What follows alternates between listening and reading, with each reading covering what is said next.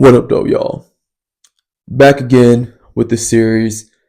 I'm like, you know what? I never named this series. I can call it Getting a Job in Academia. Anyways, that's not for y'all to figure out. That's for me to decide. But I'm here to tell y'all why R1 institutions are shit. I said it. R1 institutions are shit. So let me backtrack.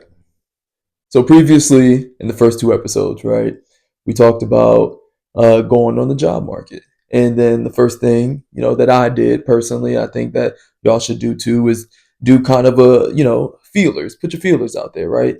Secondly, make sure you know where you're applying, right, and you should apply far and wide. Don't apply to just two or three places. Apply to a lot. I applied to over 60, right?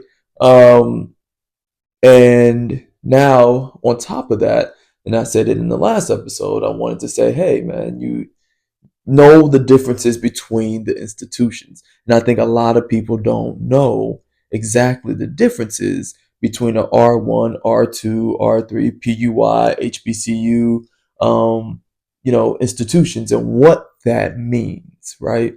So um, let's go from the easiest to the more complicated, right? So HBCUs, historically black colleges and universities, um, basically institutions that historically only black people were allowed to attend back in Jim Crow when there was segregation, right? And beyond that. So, like, there institutions, most institutions had segregation that were allowing black people to attend. Not only, but yeah, it's been recently, and you know what I'm saying. So they designed and built these institutions to allow black people to get their education, right? A lot of these institutions are underfunded, just because a lot of them are funded by the government, and mismanaged in a lot of different ways. But that's not what we're here to talk about. PUIs, so predominantly undergraduate institutions, right? I went to one. It was a private one, that I was lucky, not lucky, but fortunate enough to get into, just because I had a scholarship. Um, this brain, anyways. So, um, predominantly undergraduate institutions typically don't have many or any graduate studies or graduate programs, right? And because of that, they have, they're called predominantly undergraduate institutions, right? But the research there is a little different, right? In most of those institutions, especially as a professor, you are most likely going to have a, kind of a heavy teaching load, right? There's still research there. Don't get me wrong. There's still research there, but you'll have a heavier teaching load. I know for my mentor, I think he taught two or three courses maybe, but he might have gotten some course release because he was a really dynamic researcher. So you can get those sorts of things at these predominantly undergraduate institutions. I don't know if most offer it, but I know a lot do, right? And so there's still research there. However, just know that their focus is on teaching the youth, because research is a part of it, but it's not the main part of it. If that makes sense. So if we were to get into the R destination or R designations, right? These are what we call research institutions, right? And where heavy research is done. So let's talk about the difference between R1 and R2, right? R1, we're talking, they're known for the graduate studies. Almost every department has a graduate program, master's, PhD. They're bringing in millions of dollars worth of funding. They're graduating doctorate students in droves, things like that. R2 is the little brother of that, right?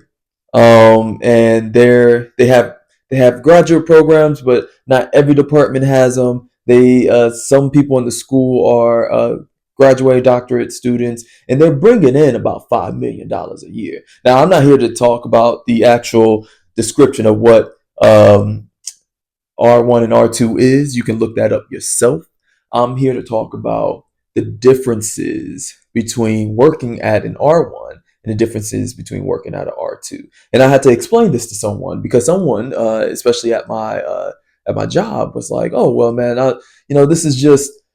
We was at our benefits meeting and we get really good benefits, and like they was just like, "Oh man, I'm just looking to do my time here and then get to a R1." And I was like, "Wait a minute, why?" He was like, "Oh, because it's the R1." I was like, "Well, why? Do you know what you're getting into with an R1?"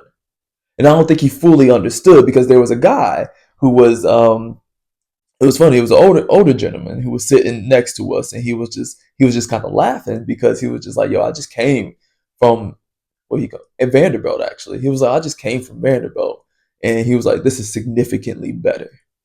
And I'm gonna tell you why he said that. This is significantly better because one, your salary is paid for, right? So at most R1 institutions, especially if you're doing just research, if you're a researcher, not really a professor, you have to pay for yourself. They don't really cover your salary. You have to cover your own salary. They might cover a percentage of it. It might be as low as or shoot, sometimes as high as 30%. They might cover like 30% of your salary, but other than that, you're on your own, right? So you have to cover your own salary. And they give you, don't get me wrong, they're going to give you like $5 million, especially at the bigger institutions, right? They're going to slide you 5 million, but you're going to have to pay yourself, and you're going to have to pay your graduate students, and you're going to have to pay your postdocs. So a lot of that money goes towards salaries, right? What people don't know is like, "Oh yeah, I got 5 million to get my research going, blah blah blah." No, no, no, no, no, no, no, no, no. You ain't got that kind of money, right? Now you got a budget. This is a business. You got to budget your money. They give you the money, and they don't. What R1s do typically, especially at the bigger ones. Now, I'm not. This is not for every R1. Don't get your panties in a bunch.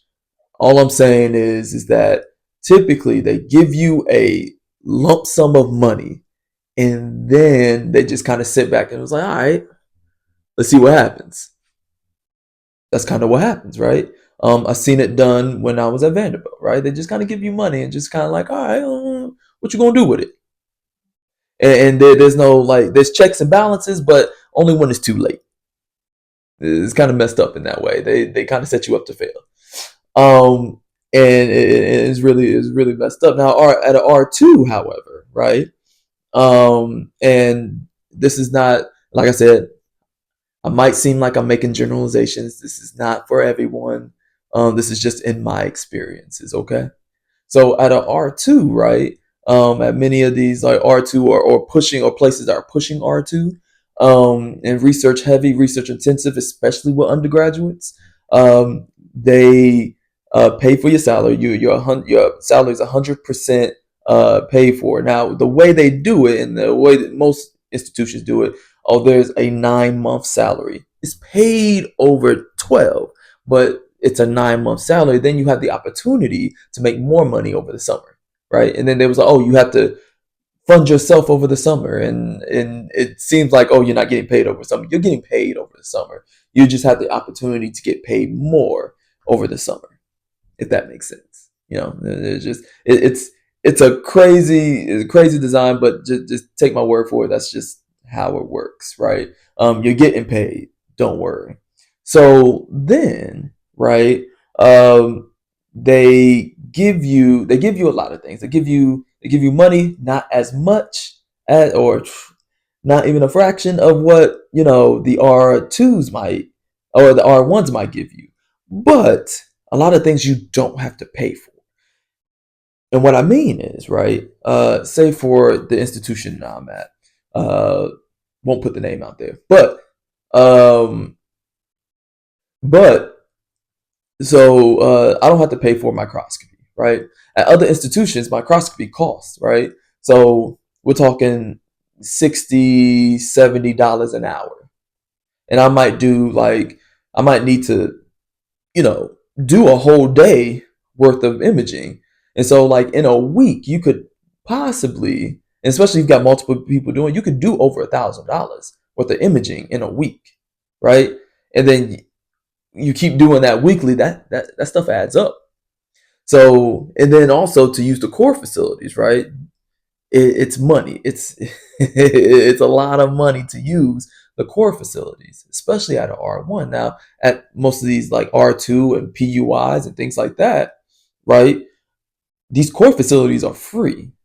They're either funded by the state, or they're funded by, because they're a private institution and they have the money to then have the upkeep of these instruments and not have to charge their PIs to do it, because that's not their main objective. Now, granted, I know I have so coming in, you get teaching release, at least in for my institution, I get like 6 what we call contact hours. So I'm only teaching 2 labs the first year. Now my contact hours will increase to like 9 next year, but if I get a grant, I can then trade some of that teaching for money, right? So I'll get a little bit of teaching release if I so choose, right? So these are the things that you got to be mindful of. That the R ones, you have to, everything every you they give you a pot of money, they give you a lump sum and just say go out and be successful, sink or swim. Really, it really is sink or swim, right? R2s in a lot of places, at least the ones that I've seen and the ones that I um, interviewed at, they care. They care a little bit more. They bring you in, right? They bring you in to make sure that you are successful. They wouldn't bring you in, and I heard this in a lot of different places. It was like, yo, we wouldn't bring you in if we didn't think that you would be successful here, research, teaching, and otherwise, right? Um, and oh man, I really want to talk about tenure and how that's different between the R1s and the R2s and every place else, because it's a huge difference. And this is another thing that I told the guy, right? I was like, oh well, tenure is different. To get tenure at an R1 is way different than getting tenure at an R2. But people don't realize that. People just, and I would say it's the fault of a lot of PIs out there, because they push R1, R1, R1. Now, I'm not saying all R1s are bad, right? If you got the mind for it, and you got, oh man, if you got an amazing idea that is going to garner you millions, go for it, because you're not going to have a problem paying yourself, right? You're not going to have a problem with your lab, right? But not everybody can get into a R1. Now, there's high turnover in R1s. A lot of people are leaving academia because of this, but that doesn't mean you have to be a part of it. There's other options out there, I promise you. So while you're looking, while you're applying to different places, just, have an open mind. It was like, oh, well, that might be a smaller institution, but they might give you 100K in startup, but you ain't got to pay your salary. You don't have to pay for most materials. You don't have to pay for maintenance and upkeep of certain instrumentation. You don't have to pay for core facilities, right?